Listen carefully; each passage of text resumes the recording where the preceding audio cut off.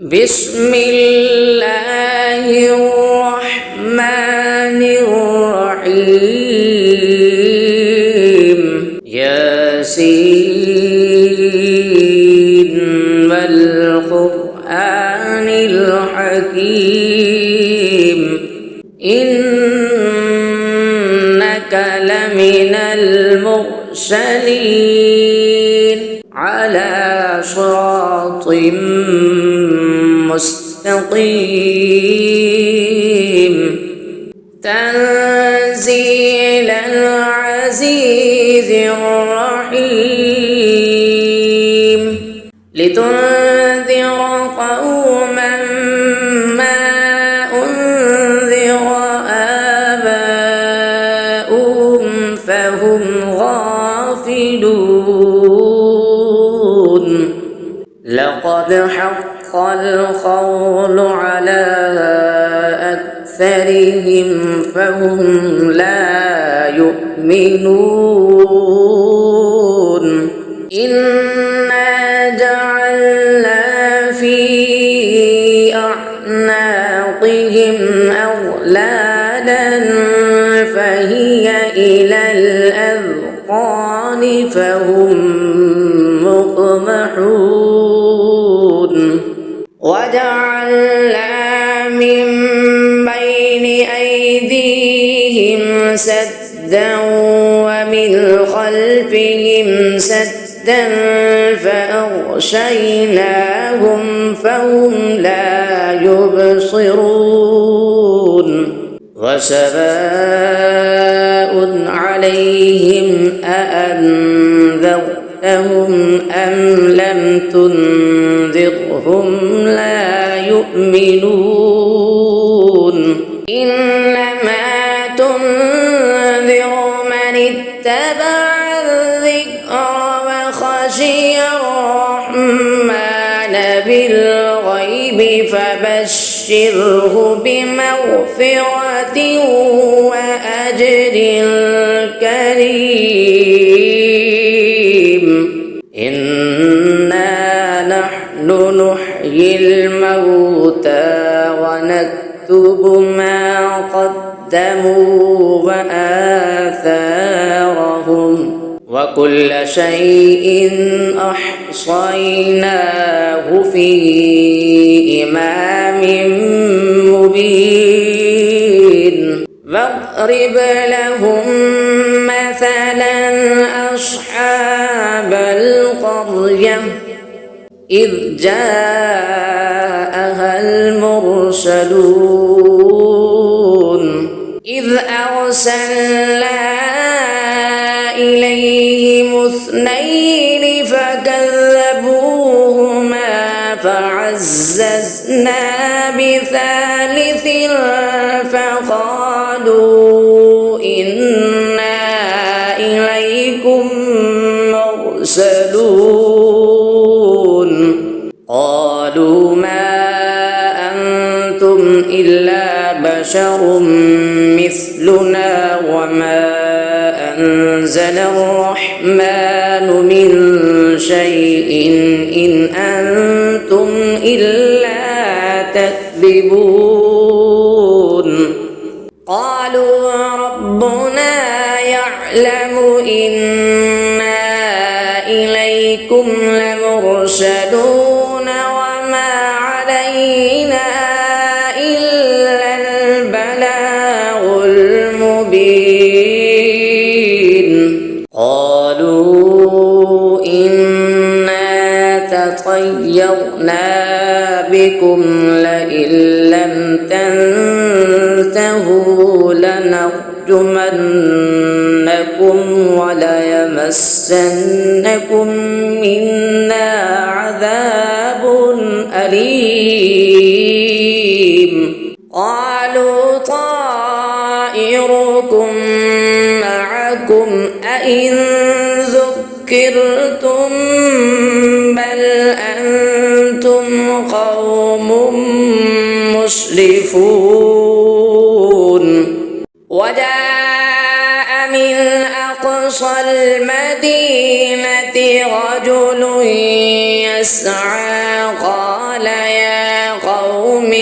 اتبعوا المرسلين اتبعوا من لا يسألكم أجرا وهم مهتدون وما لي لا أعبد الذي فطرني وإليه ترجعون أأتخذ من دونه آلهة إن يردني الرحمن بضر لا تغن عني شفاعتهم شيئا ولا ينقذون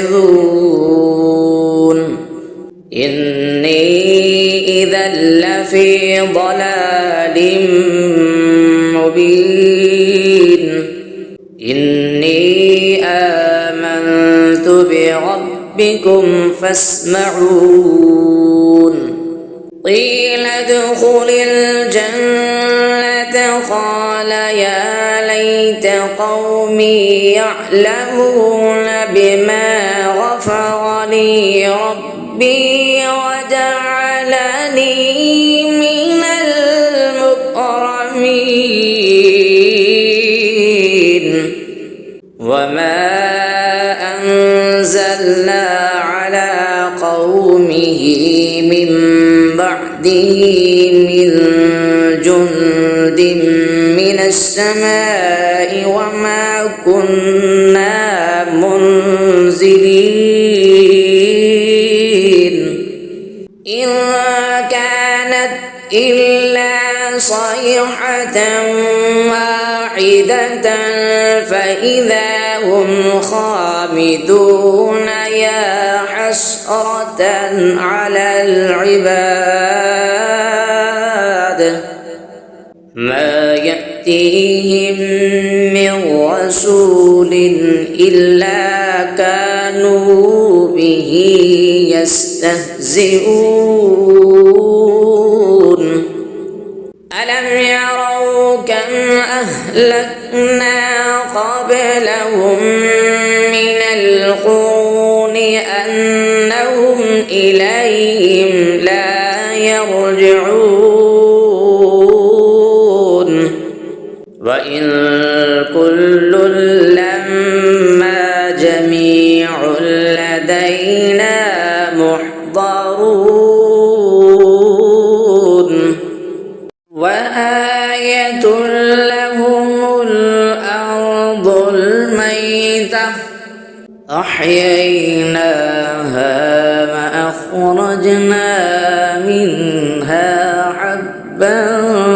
فمنه يأكلون وجعلنا فيها جنات من نخيل وأعناب وفجرنا فيها من العيون ليأكلوا من ثمره وما عملته أيديهم أفلا يشكرون سبحان الذي خلق الأزواج كلها مما تنبت الأرض ومن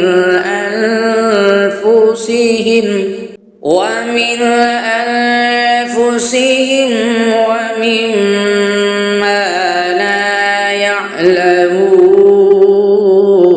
وآية لهم الليل نسلخ منه النهار فإذا هم مظلمون والشمس تجري لمستقر لها ذلك تقدير العزيز العليم والقمر قدرناه منازل حتى عاد كالعرجون القديم لا الشمس ينبغي لها أن تدرك القمر ولا الليل سابق النهار وكل في فلك يسبحون وآية لهم أنا حملنا ذريتهم في الفلك المشحون وخلقنا لهم من مثله ما يركبون وإن نشأ نغرقهم فلا صريخ لهم ولا هم ينقذون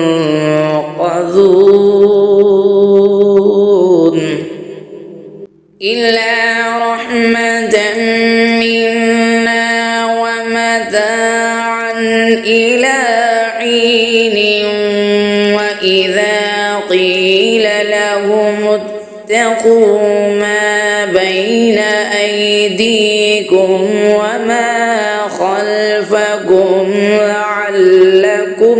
ترحمون وما تأتيهم من آية من آيات ربهم إلا كانوا عنها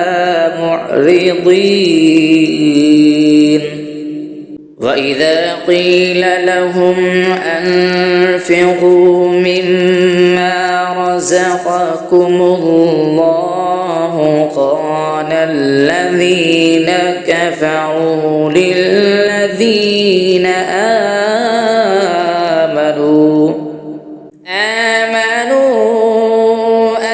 أنطعم من لو يشاء الله أطعمه إن كنتم إلا في ضلال مبين ويقولون متى هذا الوعد إن كنتم صادقين ما ينظرون إلا صيحة واحدة تأخذهم وهم يخصمون فلا يستطيعون توصية ولا إلى أهلهم يرجعون ونفخ في الصور فإذا هم من الأجداث إلى ربهم ينسلون قالوا يا ويلنا من بعثنا من مرقدنا هذا ما بعد الرحمن وصدق المرسلون إن كانت إلا صيحة واحدة فإذا هم جميع لدينا محضرون فاليوم لا تظلم نفس شيئا ولا تجزون إلا ما كنتم تعملون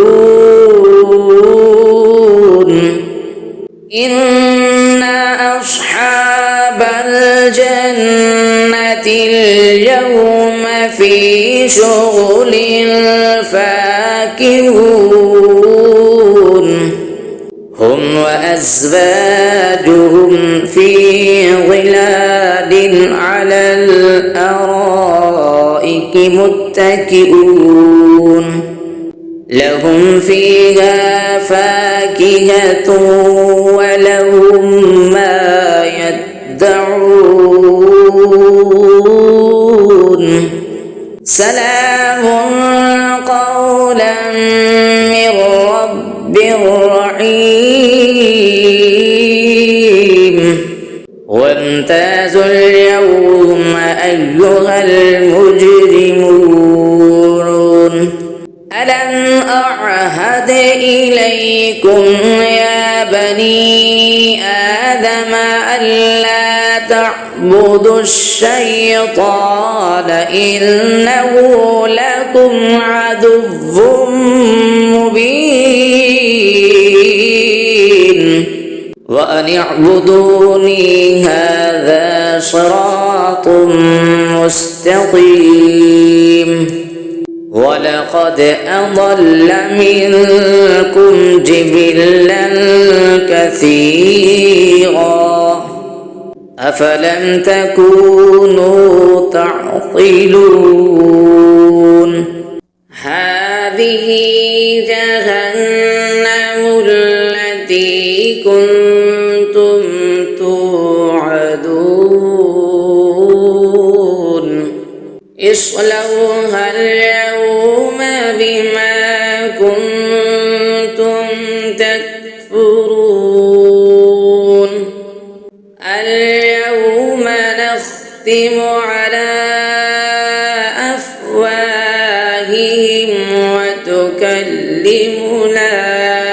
أيديهم وتشهد أرجلهم بما كانوا يكسبون ولو نشاء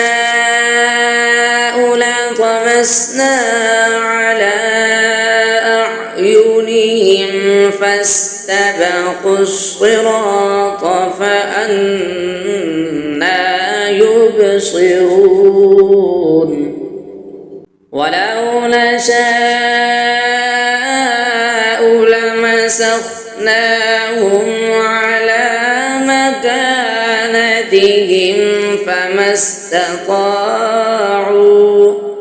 فما استطاعوا مضيا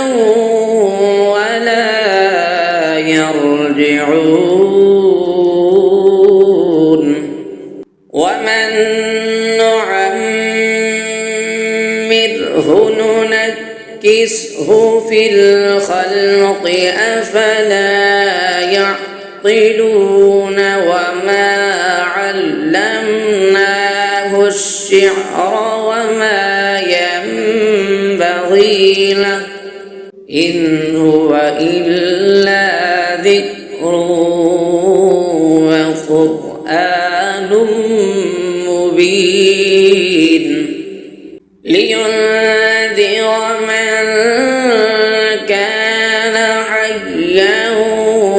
ويحق القول على الكافرين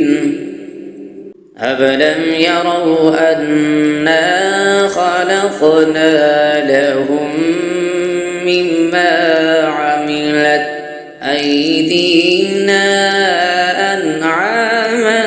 فهم لها مالكون وذللناها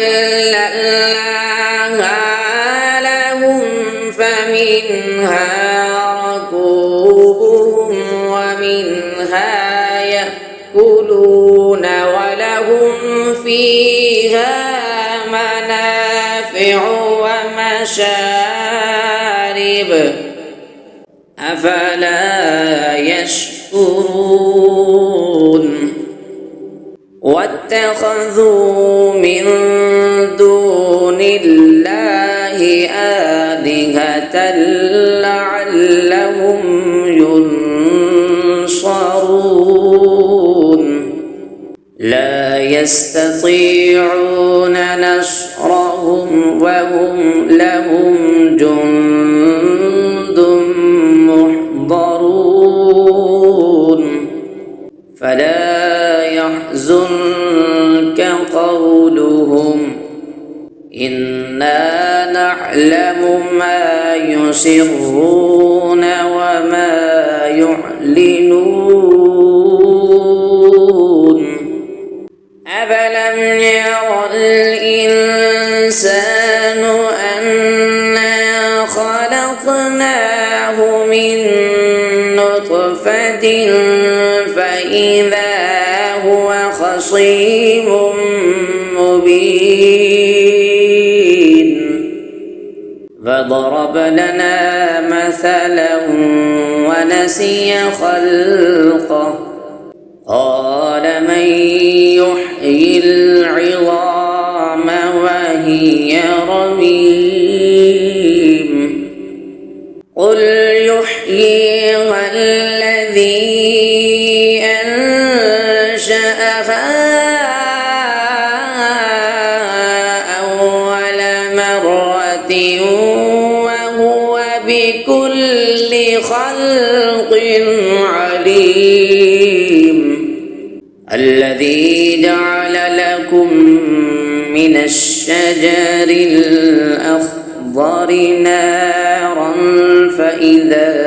أنتم منه توقدون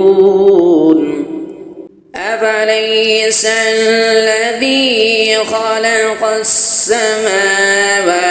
والأرض بقادر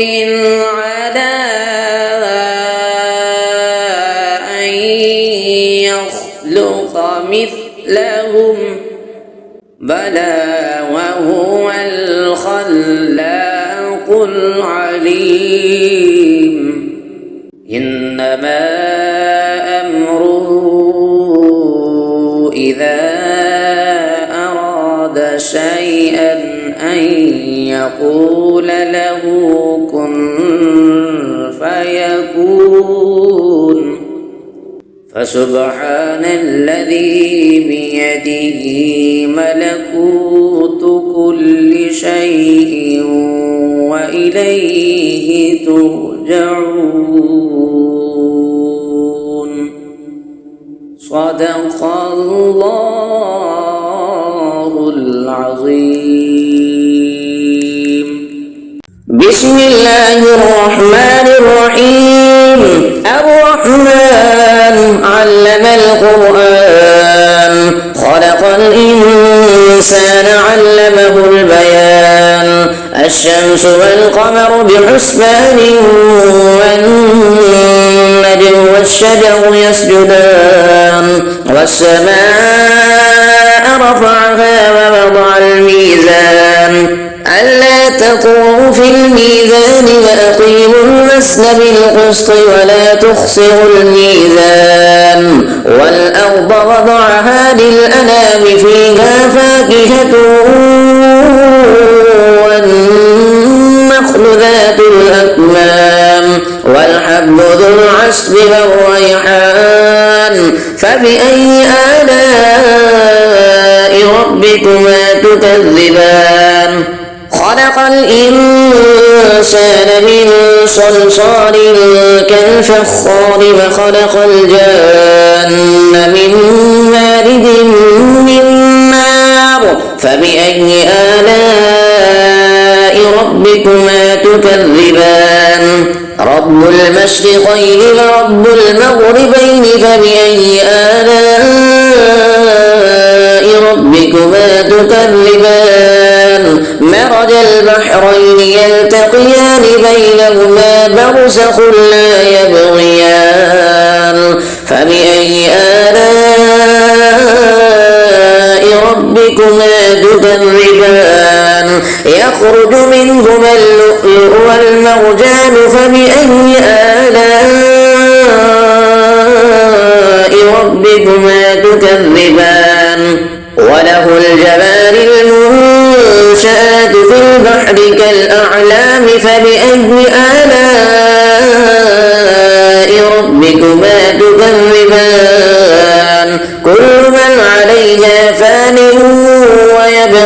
وجه ربك ذو الجلال والإكرام فبأي آلاء ربكما تكذبان يسأله من في السماوات والأرض كل يوم هو في شأن فبأي آلاء ربكما تكذبان سنفرغ لكم أيها الثقلان فبأي آلاء ربكما تكذبان يا معشر الجن والإنس إن استطعتم أن تنفذوا من أقطار السماوات والأرض فانفذوا لا تنفذون إلا بسلطان فبأي آلاء ربكما تكذبان يرسل عليكما شماغ من نار ونحاس فلا تنتصران فبأي آلاء ربكما تكذبان فإذا انشقت السماء فكانت وردة كالدهان فبأي آلاء ربكما تكذبان فيومئذ لا يسأل عن ذنبه إنس ولا جان فبأي آلاء ربكما تكذبان يعرف المجرمون بسيماهم فيؤخذ بالنواصي والأقدام فبأي آلاء ربكما تكذبان هذه جهنم التي يكذب بها المجرمون يطوفون بينها وبين حميم آن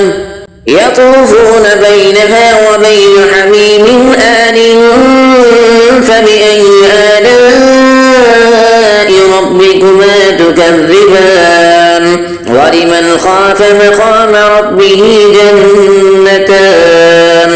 فبأي آلاء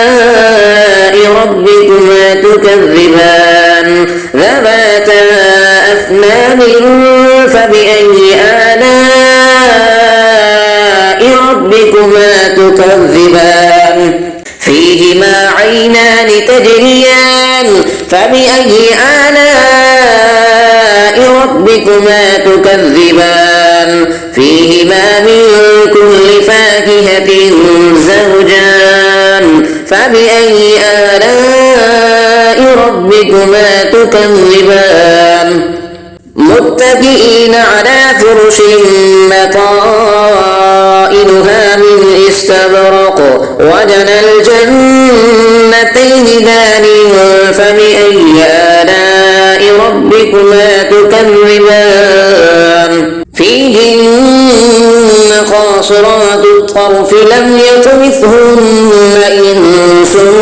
قبلهم ولا جان فبأي آلاء ربكما تكذبان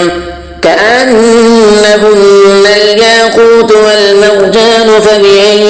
آلاء ربكما تكذبان هل جزاء الإحسان إلا الإحسان فبأي آلاء ربكما تكذبان ومن دونهما جنتان فبأي آلاء ربكما تكذبان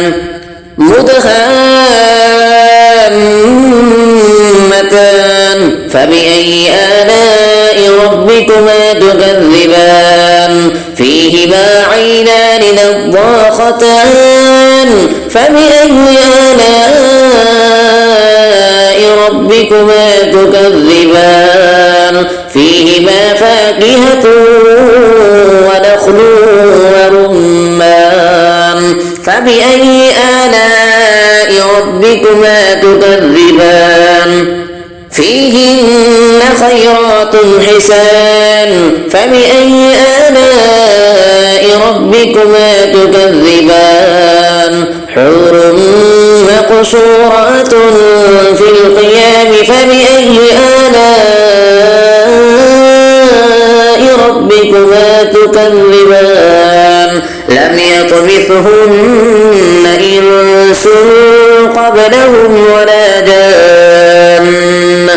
فبأي آلاء ربكما تكذبان متكئين على رفرف خضر وعبقري حسان فبأي آلاء ربكما تكذبان تبارك اسم ربك ذي الجلال والإكرام صدق الله